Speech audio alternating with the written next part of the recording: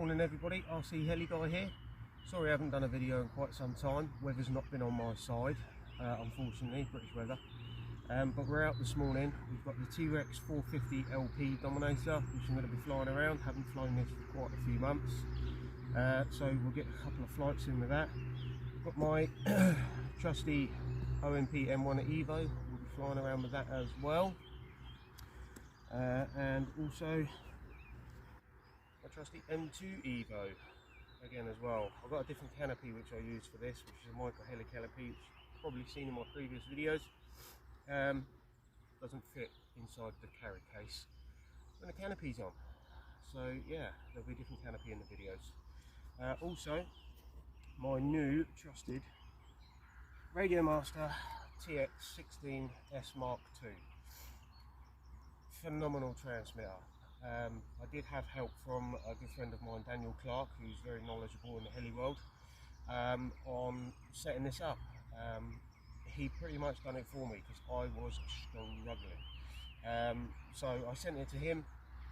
Like I say, brilliant chap. He did what he needed to do, program it up, put the files on there, the Jonas files, and yeah, sent it back to me. So I've been using this probably now for about the last month. A lot of sim practice and stuff, because I was using, in my previous videos you may have seen, I was using the Radiomaster Zorro, which is like a PlayStation feel controller. Totally different to something like this, being a box type style controller, so it's totally different in the hands. The feel is different, so your thumb reactions are totally different. But I'm getting there with that. So just be some steady flying around, just some progression videos. Hopefully I can get a little bit of flying around with the trex 450 as well. So yeah, please hit the subscribe button if you'd like to watch my journey. Hopefully by the end of this year I aim to be doing some sort of inverted and flips and rolls and stuff like that. So yeah, fingers crossed on that. So yeah, let's get on with it. Let's get the M1 Evo out first. Thanks. Okay, so here we are. We're just, there she is. She's initialised. Let's get this canopy on. And let's get a quick little flight with the M1 Evo. The Radiomaster TX16S. The gimbals on this thing are phenomenal. They are so smooth, it's unreal. It's a different world. I don't know why people are raging about this controller. Alright, let's get this up.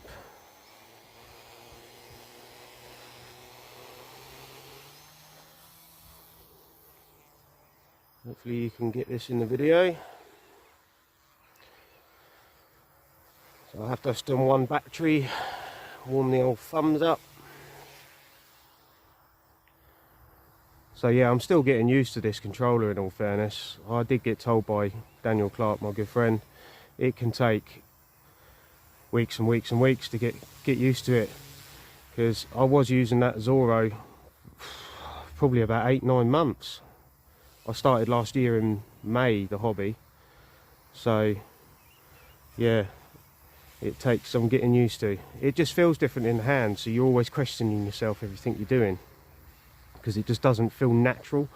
It will just click, it will just then start to feel really natural, and you'll be away with it.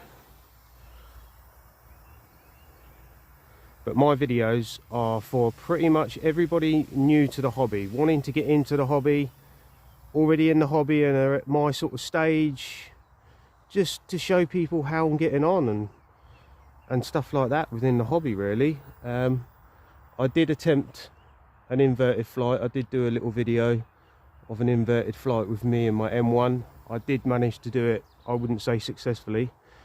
Didn't crash the first time when I put that video up, which was good in my eyes, but I have since crashed the M1 Evo. I hit a tree actually in this field.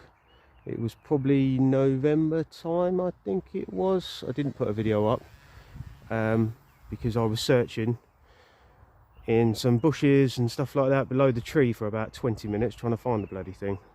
Did find it, and all I did break was a servo horn. Didn't bend any shafts, didn't break any blades, servos, nothing, just a servo horn. So replaced the servo horn, did a recalibration, and I was away. But this M1 Evo is just so forgiving. I mean, I have crashed it a few times, but nothing excessive when I was first starting out. It's just such a forgiving heli. It will definitely be the one that I practice everything on, inverted and stuff like that, before I then go on to like M2 and Trex. And yes, I have bought a new heli. That's another reason why I've not been doing any videos. I brought a Goose Guy RS4 Legend P&P top combo kit, built it, and I've just had some niggling problems with it. First of all, the flybar system was faulty that I purchased it, come with the kit, but it was faulty. Only a couple of the LED lights were lighting up, so I had to wait for that to be sent back and them to send me a new one. Thumbs up to 80 models, a line Trex in Slough, who I purchased it from. The sales gent there, the man I believe who owns it, is Raj. Phenomenal guy, really understanding, had no quibbles. I just sent him a quick video of what it was doing, and yeah, he waited for my video reply and sent me out a new one, and I returned the other one. Then went to maiden it a few weekends ago. Didn't crash it or anything, but I had a really massive excessive wobble under takeoff once it gets about a foot off the floor. So no bent feathering shafts or main shafts or anything like that, but it's, yeah, a bit of a pain. So I must have put something together wrong or something like that, but I'll get there with that, and I'll get that back in the sky. So let's get this M1 in, let's get this landed, and get the M2 Evo out. See if I can get this landed down on my little helipad. There we go, lovely smooth landing. So that's the M1 Evo. Let's get the M2 out. So that was the M1 Evo. Let's get back to flying. Let's get the M2 Evo out. Right, M2 Evo. Battery's all bound. Let's quickly get this canopy on. Like I say, different canopy, micro heli canopy. It's a bit of a pain to put on. That's one of the reasons why I did go with a Goose Guy RS4. I'm not going to take the canopy off.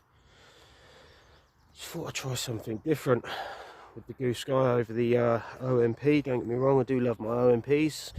We'll see how this Goose Guy goes. Maybe next year I'll get an M4 or M4 Max. Right, let's get this up.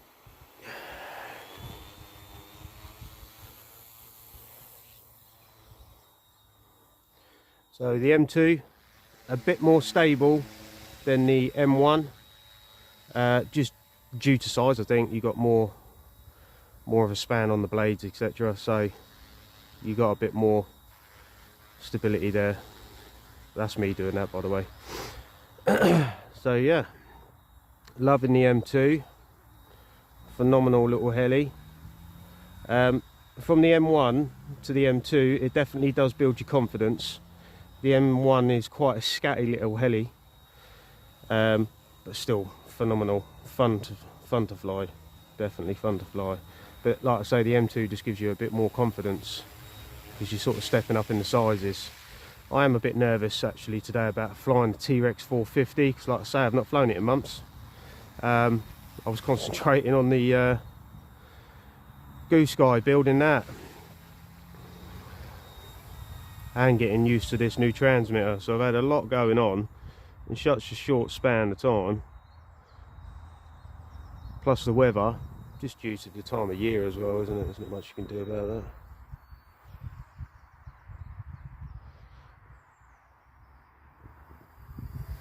Looking forward to this spring now, and the weather really sort of coming in, warm weather, t-shirt weather, being able to get out a lot more. I do a lot go out in the mornings before work because I work on a Monday to Friday basis myself, so it's not uncommon for me to be in the field at 6 o'clock in the morning on a weekday before work, in my builder's gear, flying my helis. Only, you know, 3 or 4 batteries on each. Nothing too drastic, not, you know, sitting there for absolute hours and stuff. And then I'll come out on the weekends if I get the chance and the weather's good. But like I say, when the weather gets a lot hotter, I can come out more often during the days.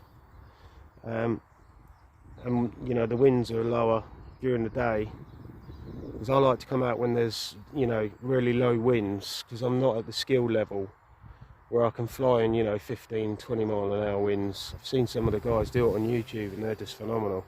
That is a massive achievement to be able to do that, but I can appreciate that takes absolute years to achieve. But hats off to them gents.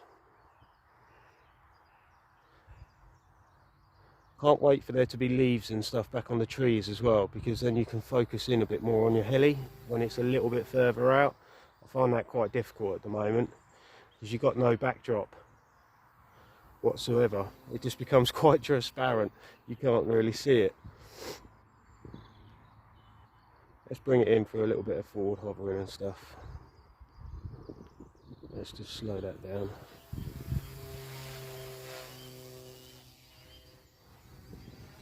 Like I say, I'm still getting used to this transmitter.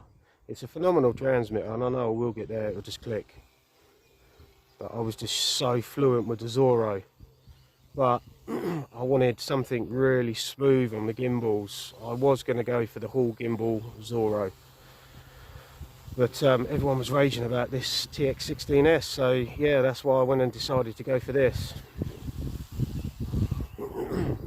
Definitely don't look back on that though, it's a phenomenal transmitter, it really is. Even Daniel Clark, a good friend of mine, like I mentioned, he's a Spectrum guy.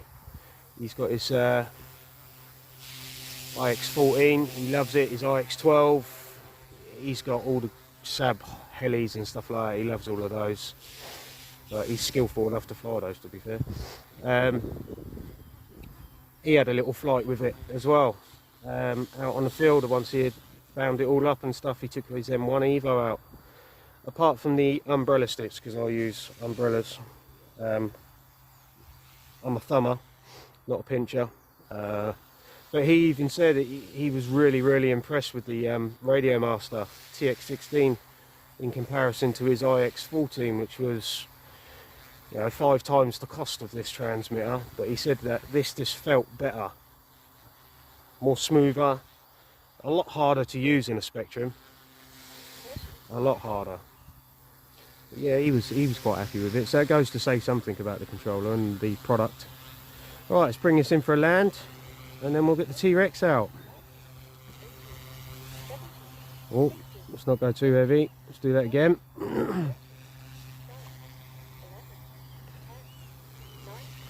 Oh. Never worry about your timers, people. Right, we're going to take it there. So that's the M2 Evo. Let's get the T-Rex 450 out. Hope you enjoyed that. Like I say, nothing excessive, just a little flying around. Let's get the T-Rex 450 up in the air. Let's see what we can do with that. Okay, so here we go. The T-Rex 450 LP Dominator. I have just done one battery with it. I'm still using the A10 transmitter that come with it, because I've not sort of done anything with the other heli, the other transmitter, sorry. So, we'll be totally honest, it will probably just be me hovering, because the input for the control to get it to go left or right or to do anything is immense compared to what I'm currently using with my TX16S. So a little setup, I'm prepared. So yeah, the Align A10 I think they called it. So let's get it up in the air, have a little hover, hopefully, fingers crossed, we don't crash.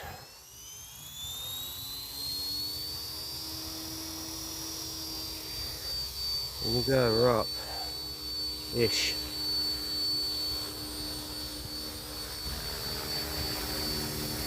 But up is good. Having a heli this big is such a nerve-wracking thing. From like an M2 stepping up to this.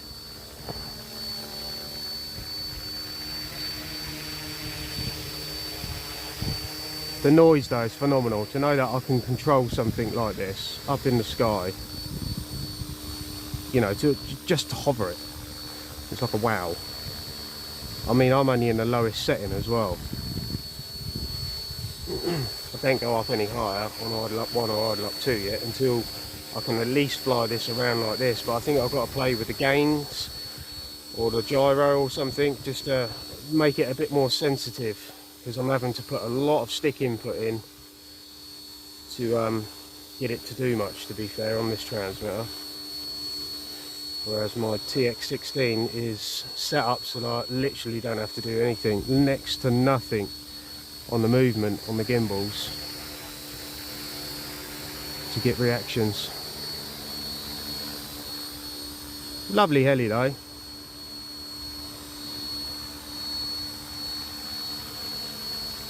It's not that costly to repair, I don't think, either. If something goes wrong, oh, I crashed it. Hopefully I don't crash it.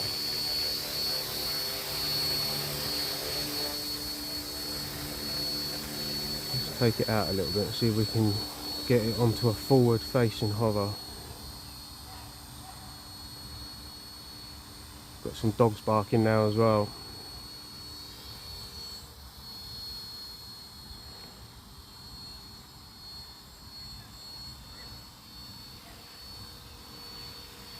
Height is your friend as well.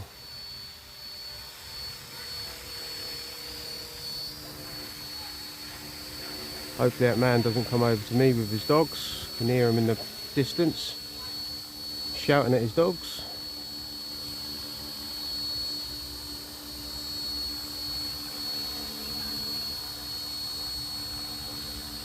I think he's got a couple of dogs fighting, I think.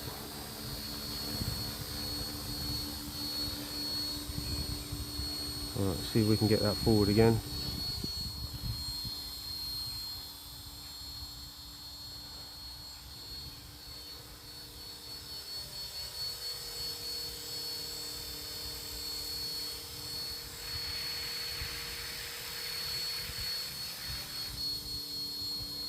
Just to be able to do this is quite an achievement, to be fair, after not flying it for 2 months.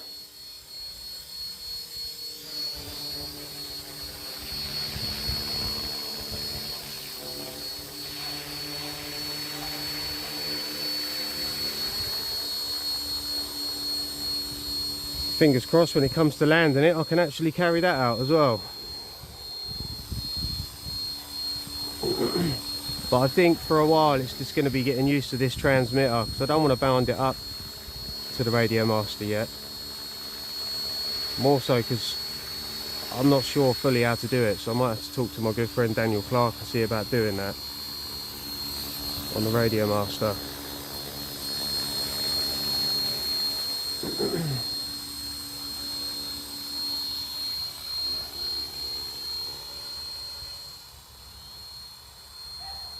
Feels very floaty, but I know that's all just set up. It's not the heli, it's not me, it's just set up.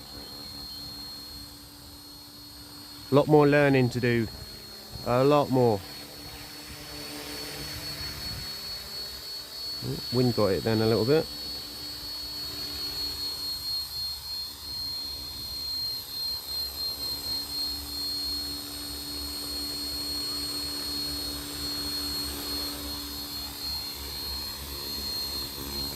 Keep it off of the ground. Don't want that vortex sucking it in and causing me some complications that I don't want. I think the timer's going to go off in a second, I believe. I did just glance down and see 14 seconds, 15 seconds. So we'll hear a beep in a moment. There we go. You probably can't hear that, but I can. So I'm going to try and bring this in as smooth as I can. Slowly reduce the throttle.